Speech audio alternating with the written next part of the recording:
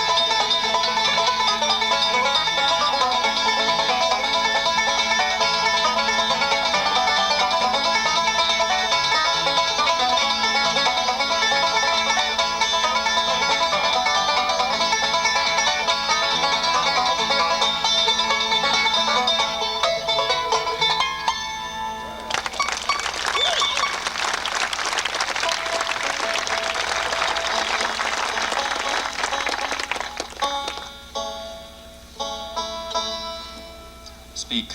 I got a question. Yes. Okay. I'll stand up so you can hear me. This question, I want to ask you about when you mic your banjos and stuff. You use a pickup, right, and a microphone, Bella? You play through a pickup and a microphone. The question is how we mic our banjos. Yeah, and I have a second part too. Yes. Question part 2. Okay. When you play, like when you're playing a straight bluegrass song, do you use any effects on your banjo? Okay. Let's address part 1 first. Okay.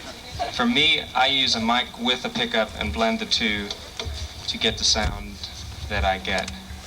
And Doug? I have a pickup, but I don't use it most of the time. And I don't usually use effects on bluegrass tunes, although some people like to. I don't really. I feel like if you're doing a bluegrass tune, you're really playing straight. I don't know why you'd want to do that, but some people do. I think effects work great on rock tunes and jazz tunes and tunes where you're trying to sound real modern. But if I'm really playing a bluegrass tune, I would avoid them. Okay. That's the way Doug feels about it, too. Could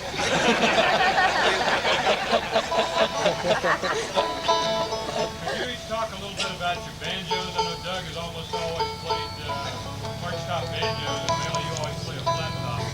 Talk a little bit about the differences between and why you play those.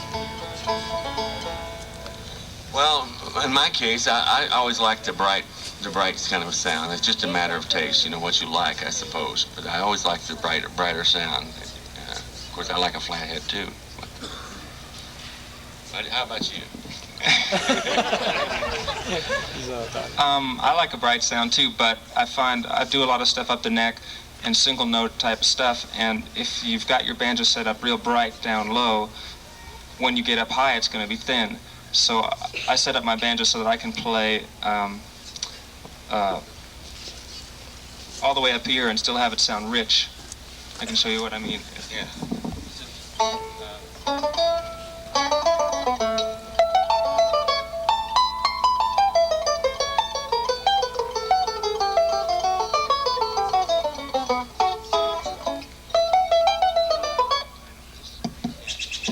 So anyway, I find it's richer up there. It's still plenty high, which it should be when you get up there, but I find that for what I do when I'm playing single notes a lot up there, it's a little bit deeper. How do you achieve that setup? What combination of things do you achieve? I use a tall bridge. Do you do that? Yeah, 5/8" bridge. I think a tall bridge will help most banjos to be just punchier and stronger, and as loud, as loud as they can be. For some reason, we're talking about tall bridges. There's a normal height, which is what, a half inch or a little higher. That's normal. 5/8. 5/8 is a lot taller, and what you're doing when you use a tall bridge is you're raising your action. And with any instrument, the higher you raise the action, the louder it gets. So the problem then is your action's too high to play, but it's sounding great. So what a lot of people do is they'll put a little shim in the neck right here and cock the neck back so that it's coming back. Then you can have the high action off of the head and all that pressure of the strings pressing down without impossible action. Right. How much taller is your bridge? Mine's kind of huge. Mine's almost an inch tall. Is it still an arch top bridge? You still got a rounded? Yeah, I'm using an arched banjo neck, which means the fret side of it is curved. And so because of that, I also have to have an arched bridge. Otherwise, the strings would be flat in the middle. Do you think that arch bridge makes much difference to the tone? No. The height of it makes a difference. I mean, the higher you can get your bridge, the better it's going to sound. It just matters how ridiculous you want to go for it. I mean, if you put your bridge, this high, it would sound incredible. You wouldn't be able to play it.